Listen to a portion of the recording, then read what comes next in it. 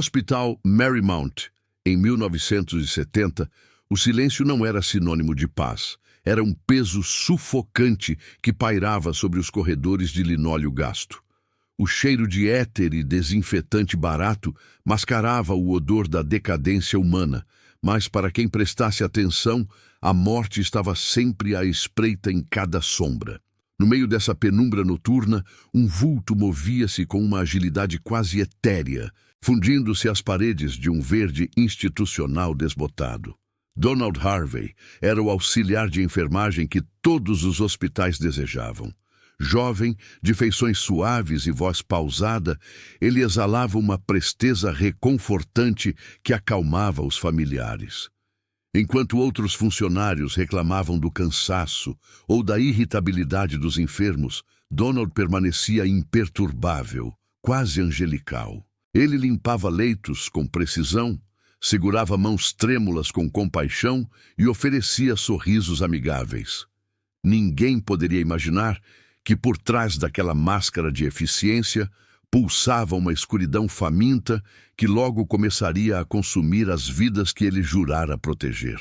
A mudança ocorreu de forma abrupta, em um quarto mal iluminado, onde Logan Evans lutava contra a própria biologia. Logan era um paciente difícil, consumido pela dor de uma doença degenerativa e por um temperamento amargo que afastava até os enfermeiros experientes.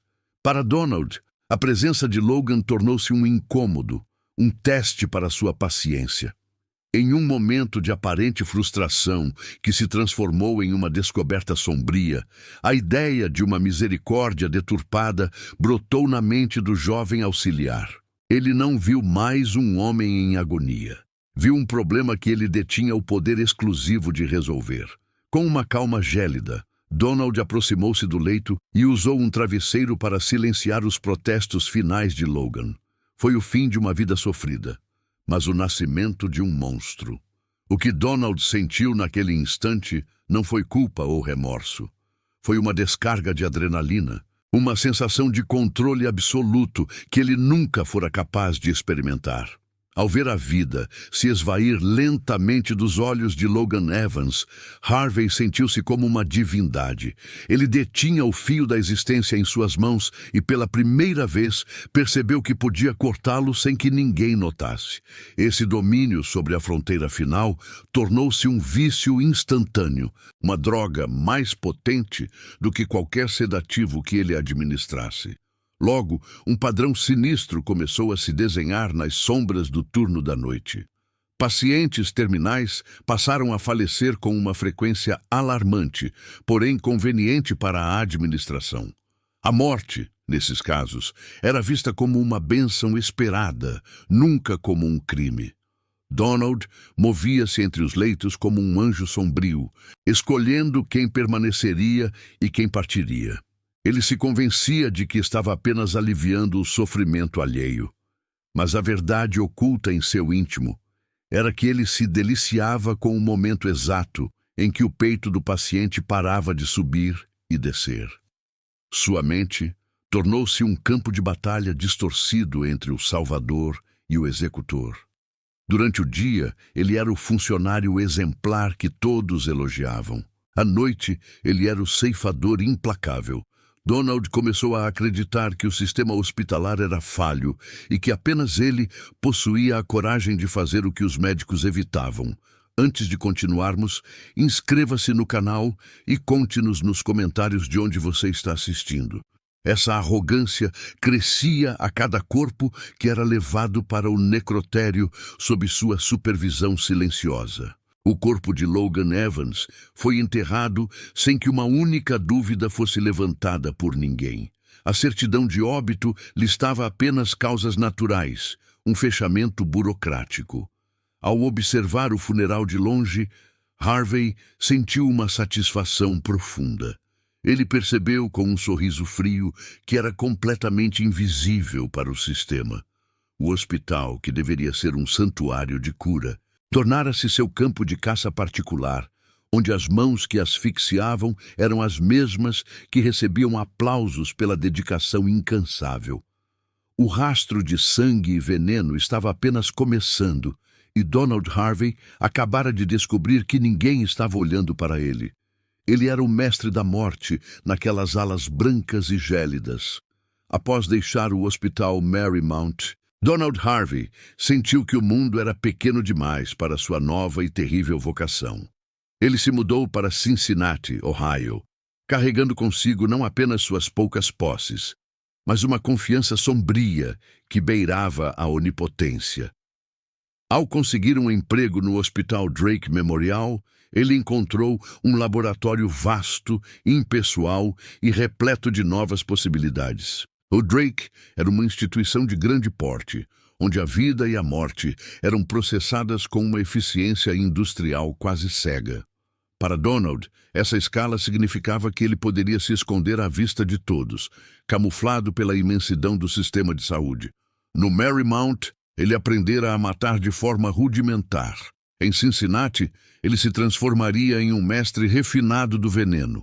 Ele começou a estudar substâncias químicas com uma curiosidade quase acadêmica, passando horas observando o movimento silencioso da farmácia hospitalar.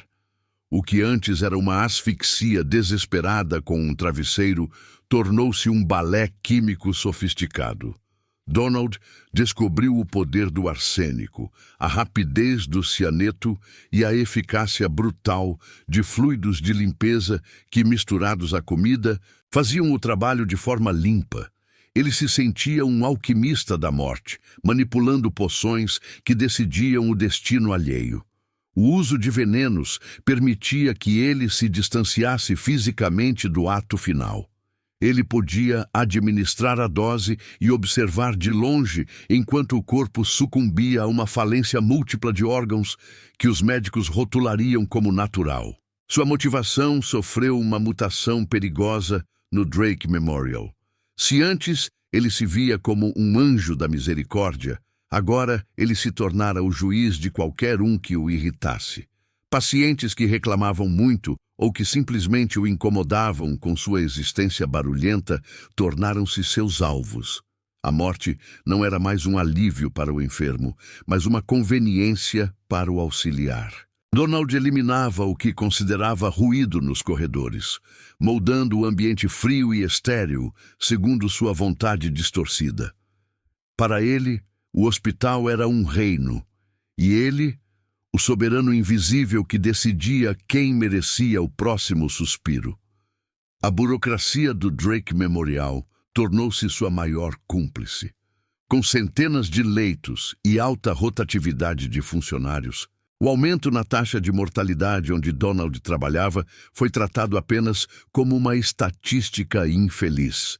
Ninguém se dava ao trabalho de questionar por que tantos corações paravam de bater justamente em seus turnos noturnos.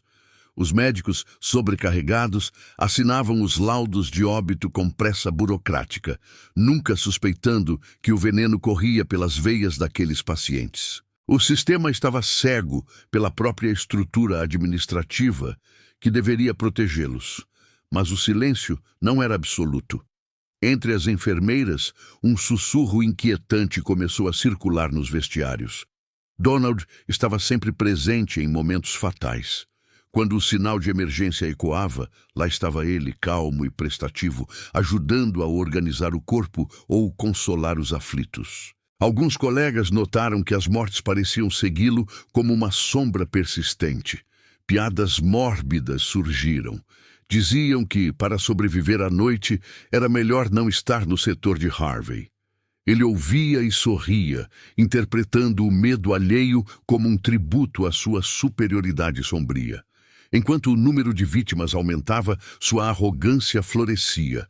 Ele se sentia um ser evoluído, um segredo vivo, caminhando entre mortais comuns que não enxergavam a verdade.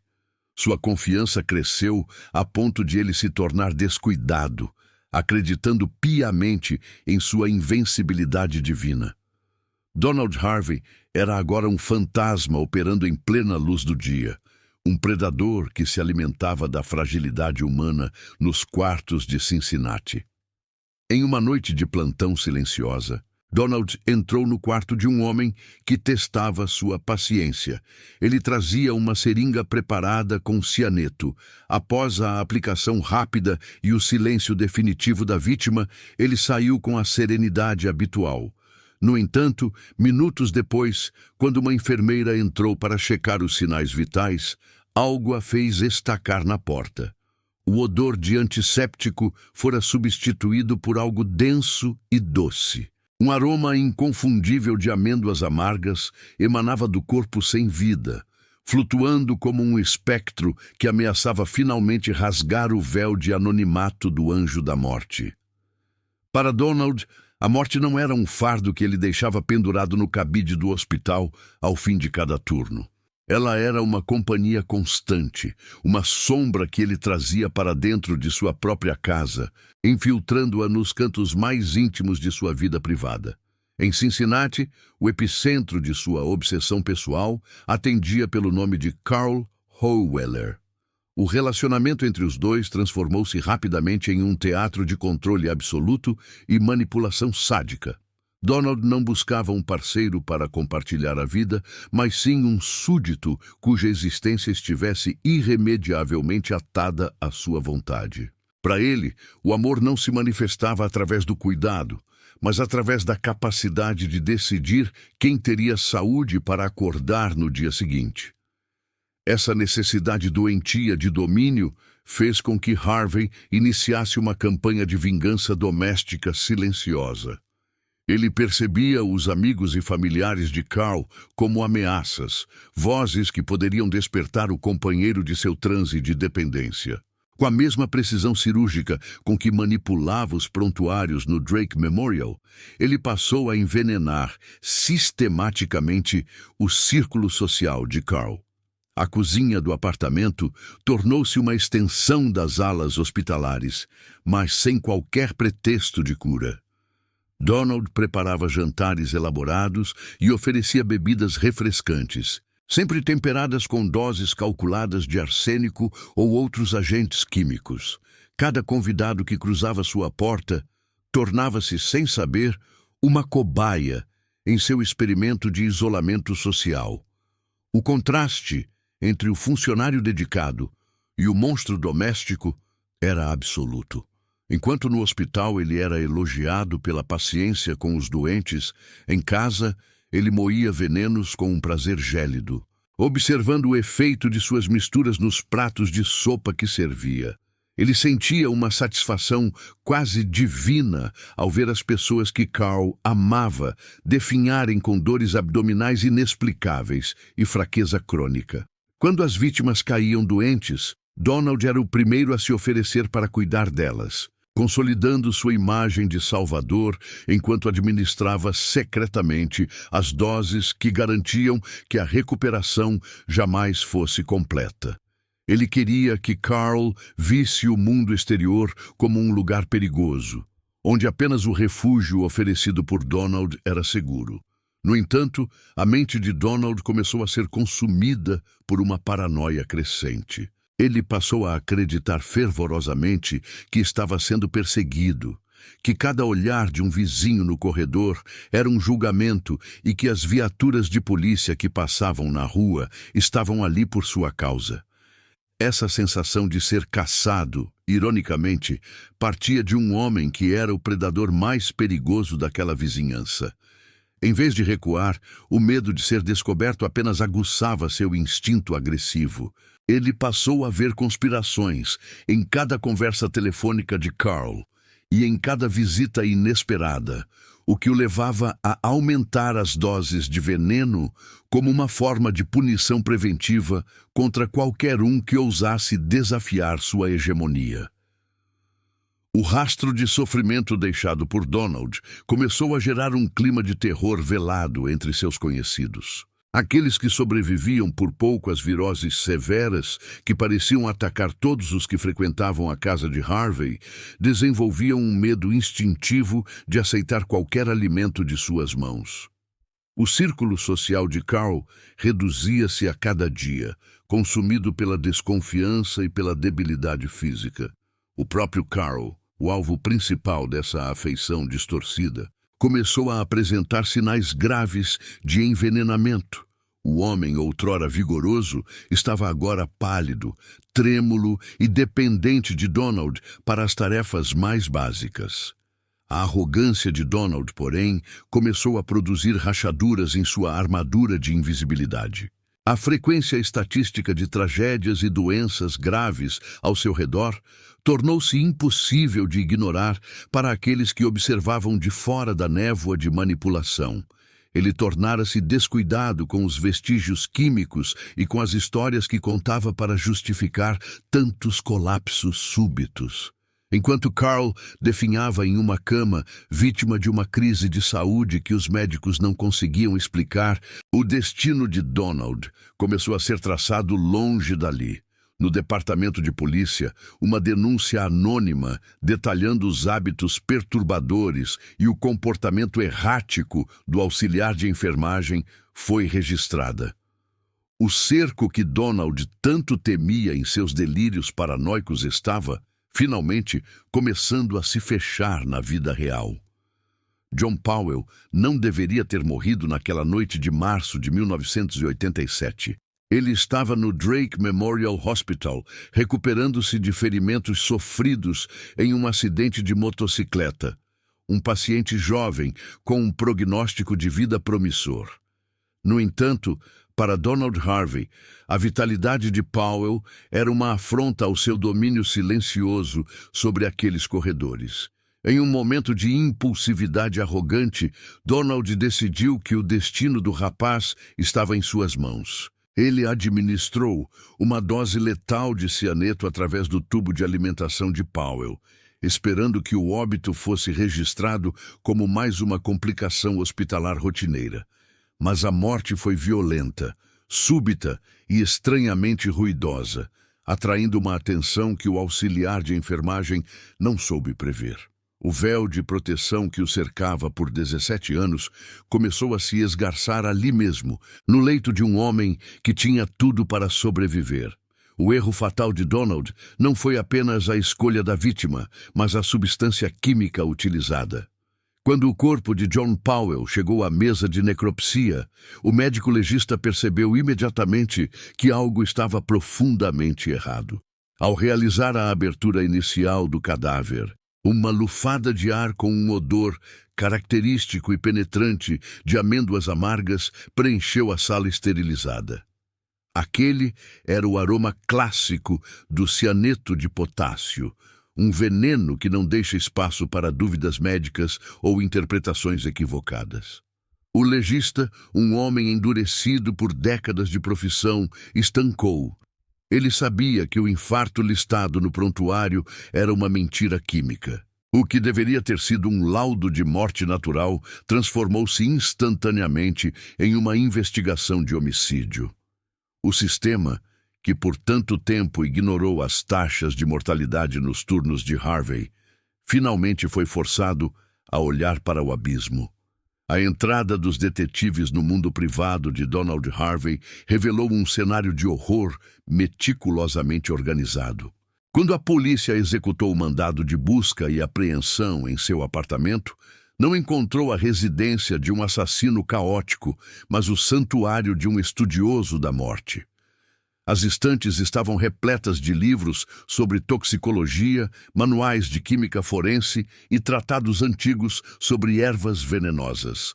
Entre os volumes, cadernos de anotações detalhavam com uma caligrafia impecável as doses administradas e as reações observadas em cada uma de suas vítimas silenciosas.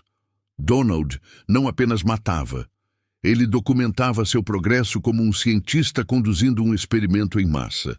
Cada página era um testamento de sua crueldade, transformando o aconchego do seu lar em uma extensão macabra das enfermarias onde trabalhava.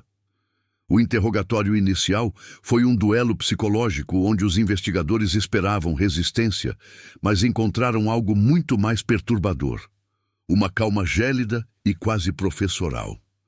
Sentado sob a luz crua da sala de depoimentos, Donald Harvey não parecia um homem acuado ou arrependido.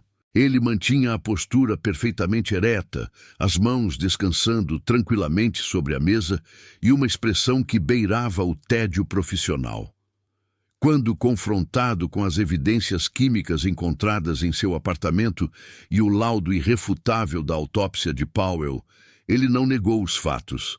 Pelo contrário, começou a falar com uma clareza assustadora. Sua voz era suave, desprovida de qualquer remorso, como se estivesse descrevendo a rotina monótona de um dia comum de trabalho administrativo. A revelação que se seguiu deixou os detetives em um estado de choque absoluto. O que começou como uma investigação focada na morte suspeita de John Powell, rapidamente se transformou na descoberta do maior assassino em série da história daquela região. Donald não se limitou a confessar o crime contra Powell. Com uma precisão burocrática e uma memória invejável, ele começou a listar outros nomes e datas. Ele falava de pacientes terminais que ajudou a partir, de pessoas que o irritavam e até de conhecidos de sua vida pessoal que haviam cruzado seu caminho de forma inconveniente. A cada minuto que passava naquela sala fechada, o peso do silêncio hospitalar era substituído pelos nomes de dezenas de pessoas que o mundo acreditava terem morrido de causas naturais. Os investigadores mal conseguiam acompanhar o ritmo das confissões. O número oficial de vítimas, que inicialmente era apenas 1, subiu para 5, depois 10, e em poucas horas de depoimento já ultrapassava a marca de 30 nomes confirmados. A atmosfera na delegacia mudou drasticamente. O que era um caso de homicídio isolado tornou-se uma crise institucional sem precedentes. Donald Harvey estava finalmente revelando a extensão total de seu império de veneno. E a cada nova vítima mencionada, a percepção de que um monstro havia operado livremente sob os olhos do Estado tornava-se uma realidade insuportável. O anjo da morte não estava mais escondido nas sombras. Ele estava agora sob os holofotes. E o número aterrador de mortos continuava a subir a cada respiração compassada de seu relato macabro, deixando os policiais em dúvida se aquele horror teria algum dia um fim. A notícia da prisão de Donald Harvey se espalhou como um incêndio, consumindo a frágil paz das comunidades de Kentucky e Ohio. O rosto do auxiliar de enfermagem, antes descrito como prestativo e discreto, agora estampava as capas de todos os jornais sob a manchete: O Anjo da Morte. A imagem de Donald, com seus óculos grossos e olhar inofensivo, tornou-se o símbolo de uma traição sem precedentes à confiança pública. Onde deveria haver cura, havia veneno. Onde deveria haver conforto, havia um predador meticuloso. O julgamento mediático transformou o tribunal em um circo de horrores, onde cada detalhe revelado pelas investigações policiais parecia superar a crueldade do anterior. O público assistia, hipnotizado e horrorizado, à desconstrução pública daquele homem que havia transformado as alas hospitalares em campos de extermínio silenciosos e implacáveis. O clímax emocional do processo veio das vozes trêmulas que ecoaram no tribunal.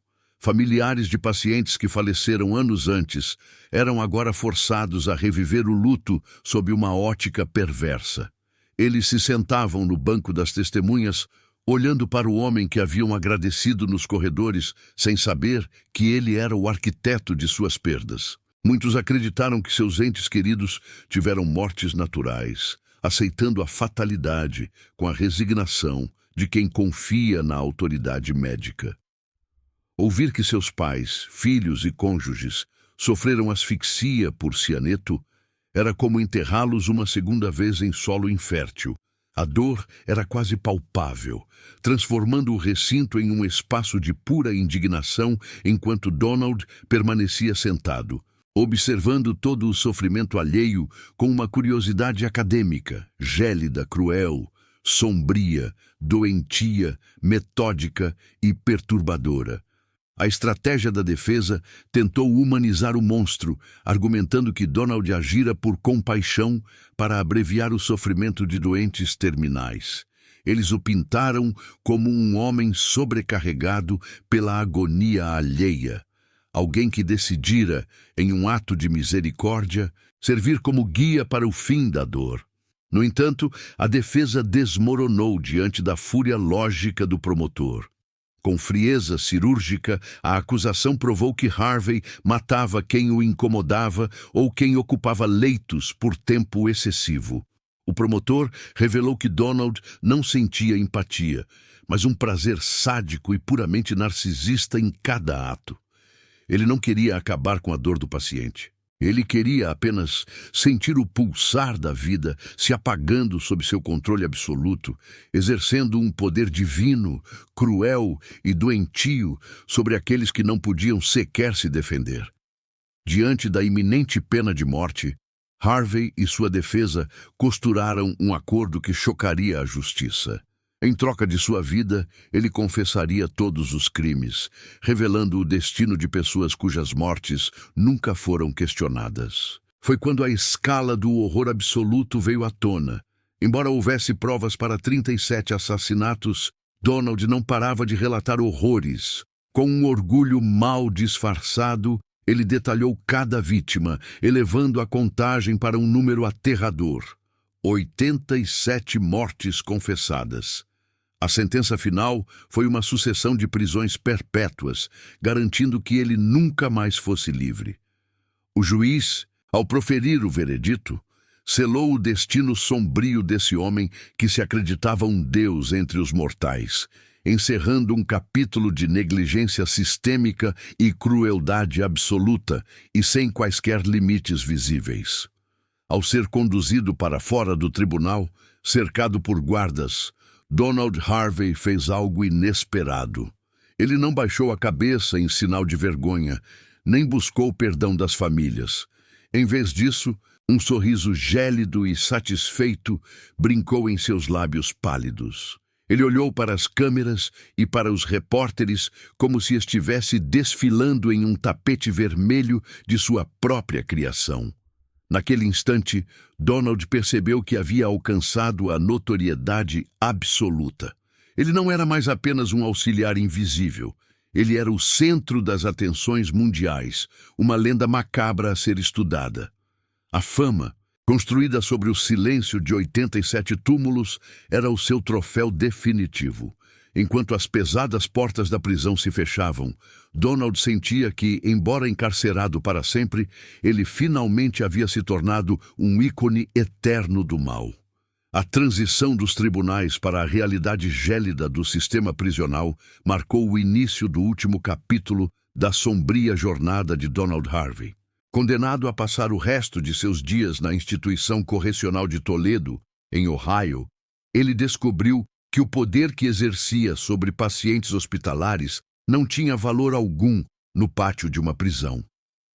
Harvey não era um detento comum que buscava passar despercebido. Pelo contrário, mantinha uma arrogância intelectual inabalável, com a postura de quem se sentia superior a todos ao redor. Para Donald, ele não era um criminoso, mas um ser que operava acima das leis humanas, agindo como juiz final para a dor alheia. Durante as décadas encarcerado, o anjo da morte nunca demonstrou arrependimento genuíno. Em suas raras entrevistas, sua voz permanecia plana, descrevendo crimes com uma frieza burocrática assustadora. Ele não via rostos em suas memórias, apenas procedimentos técnicos. Não havia remorso pelas famílias desestruturadas ou pelas vidas abreviadas de pessoas como Logan Evans. Donald alimentava o ego com a notoriedade que havia alcançado, deleitando-se por ser um dos maiores assassinos da história. Ele se via como uma celebridade macabra, um homem cujo nome seria estudado por gerações, e essa percepção de importância servia como seu único consolo no isolamento da cela. Contudo, a aura de superioridade de Harvey era uma afronta direta ao código de conduta dos prisioneiros. No submundo das prisões, aqueles que atacam os mais vulneráveis ocupam o degrau mais baixo da hierarquia social. O ressentimento contra ele fervilhava nos corredores de concreto, alimentado pela natureza covarde de seus atos. A ironia do destino começou a se desenhar em março de 2017, quando a justiça, que Harvey tanto manipulou através da invisibilidade, finalmente o alcançou de forma devastadora. O homem que desferiu a morte através de substâncias silenciosas, como o cianeto, estava prestes a enfrentar uma violência física inescapável. Na tarde de 28 de março, Donald foi surpreendido em sua própria cela por outro detento. Não houve tempo para cálculos frios ou manipulações psicológicas. O ataque foi rápido e impiedoso. Ele foi espancado severamente, sofrendo ferimentos que o deixaram em estado crítico.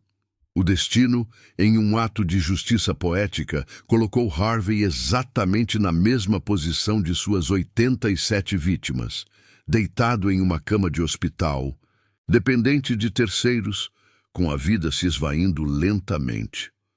2 dias depois, aos 64 anos, o anjo da morte deu seu último suspiro. O homem que se sentia o senhor da vida alheia morreu como uma vítima vulnerável, encerrando o ciclo de dor. A morte de Donald Harvey trouxe um fechamento para uma história que feriu a confiança pública nos sistemas de saúde. Embora ele tenha levado segredos para o túmulo, o impacto de seus crimes transformou permanentemente a medicina hospitalar. O efeito Harvey resultou na implementação de protocolos de segurança rigorosos. O acesso a substâncias químicas foi restringido por sistemas biométricos e a análise de mortalidade passou a incluir auditorias para detectar padrões anômalos. A invisibilidade que permitiu a Donald matar impunemente foi substituída por uma transparência vigilante, garantindo que nenhum outro predador pudesse se esconder atrás de um uniforme de auxiliar de enfermagem. Hoje, ao lembrarmos de John Powell, Logan Evans e das dezenas de vítimas, entendemos que eles não são apenas números, mas seres humanos que mereciam dignidade. A verdadeira conclusão desta história não reside na morte de seu carrasco, mas na paz que finalmente retornou aos corredores dos hospitais. O silêncio que outrora era preenchido pelo medo, agora é um silêncio de respeito. As janelas das enfermarias, que antes testemunhavam atos sombrios de um homem obcecado pelo controle, agora deixam entrar a luz da esperança. O rastro de veneno deixado para trás foi limpo pela memória sagrada das vítimas e pela determinação ferrenha de um sistema que aprendeu a proteger a vida acima de tudo. Ao fechar este relato, fica a reflexão sobre a fragilidade humana e a força da verdade. A paz agora reina onde antes o horror se escondia.